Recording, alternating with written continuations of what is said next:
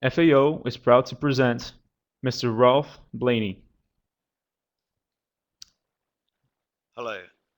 In this presentation, I'm going to outline the work that we've been doing at the United Nations Environment Programme World Conservation Monitoring Centre on quantifying the costs and the benefits of REDD+ in Cambodia as part of the UN REDD programme. First, I shall outline where this fits into REDD+ in Cambodia, and then I shall explore the costs and benefits associated with REDD+ in Cambodia, followed by aspects of the cost-benefit spreadsheet tool that we're developing.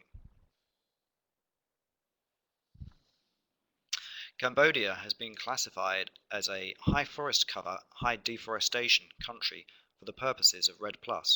Key drivers of deforestation and degradation have included logging, agricultural expansion, and charcoal production. The Cambodia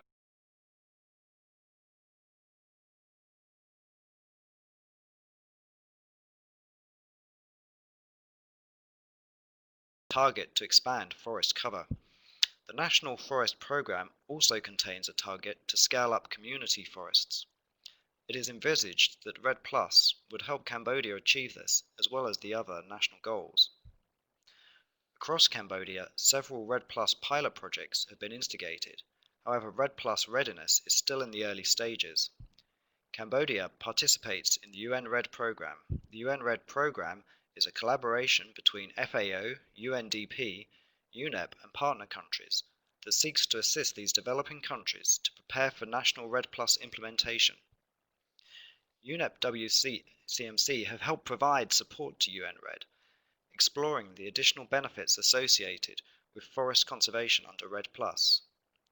As a result of a workshop in Phnom Penh last April, the need to assess the full costs and benefits of national REDD+ implementation was identified, and it was subsequently agreed that UNEP WCMC would help undertake work to deliver a REDD+ cost-benefit spreadsheet tool for Cambodia to evaluate the feasibility of REDD+ options, which could be of use when formulating a national strategy. In weighing up costs and benefits, the first step is to identify the relevant costs and benefits to be included. REDD+ costs include opportunity, implementation, and transaction costs. The benefits include carbon payments, NTFPs, and sustainable timber, as well as some other forest ecosystem services. Much work has been undertaken previously in various countries on opportunity costs in relation to REDD+. However, the specific alternative land uses in Cambodia should reflect the major land use change drivers. With regard to implementation costs, fewer formal studies exist, although relevant data is held by those undertaking pilot projects. Therefore, in consultation with relevant stakeholders, a list of priority REDD+ options were identified. Transaction costs will vary depending on the way in which a national scheme is administered.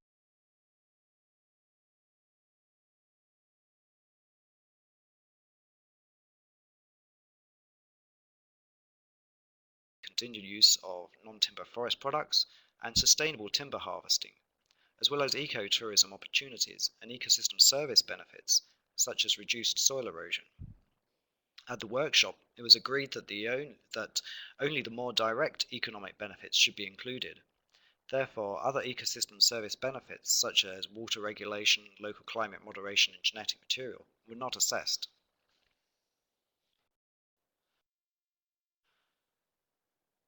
A consultant was engaged in order to help coordinate with Cambodian ministries and source the required data locally. Although opportunity cost analysis had been undertaken previously, some of the data for Cambodia is from several years ago, and uprating values by inflation is one option, but ideally more recent data would be required. Compiling implementation cost data for each REDD+ option was more difficult in terms of identifying which tasks would be included in a REDD+ option under a national programme, rather than just as a part of a pilot project, and whether these costs would vary. These costs include things like forest demarcation, for example. Transaction costs were collected from previous projects, with an option in the tool to set an economies of scale and annual efficiency saving rate. All data was for a 25-year period to facilitate the estimation of a net present value.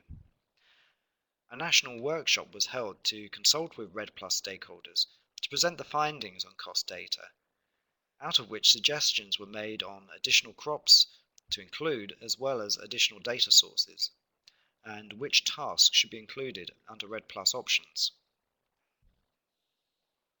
Data on the value of benefits, namely carbon, NTFP, sustainable timber and ecotourism, were collated, and net present value